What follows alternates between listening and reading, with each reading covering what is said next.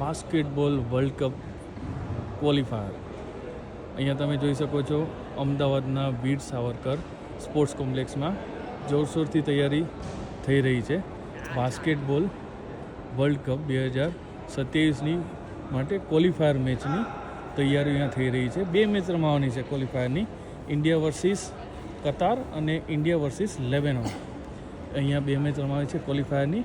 2027માં world cup રમાવાનો છે અને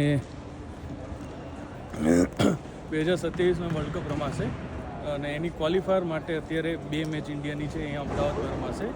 India versus કતારની એક મેચ છે ક્વોલિફાયરની અને બીજી મેચ ઇન્ડિયા વર્સિસ લેબેનોન.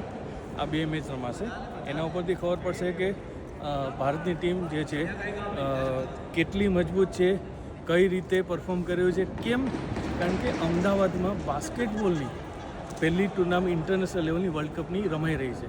એટલે ગુજરાતીઓને ખબર પડશે કે બાસ્કેટબોલમાં ભારત કયા લેવલે છે.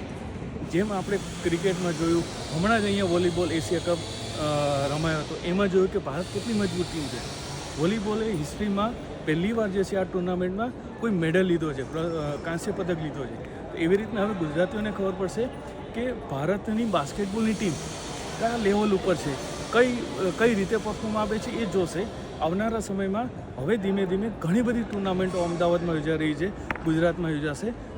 ભારત સરકાર અને ગુજરાત સરકાર આના માટે તનતોડ મહેનત કરી રહી છે અને વીર સાવરકર કોમ્પ્લેક્સમાં ઘણી બધી ટુર્નામેન્ટ રમાઈ ગઈ છે ઇન્ટરનેશનલ લેવલની અને હજુ પણ રમાશે.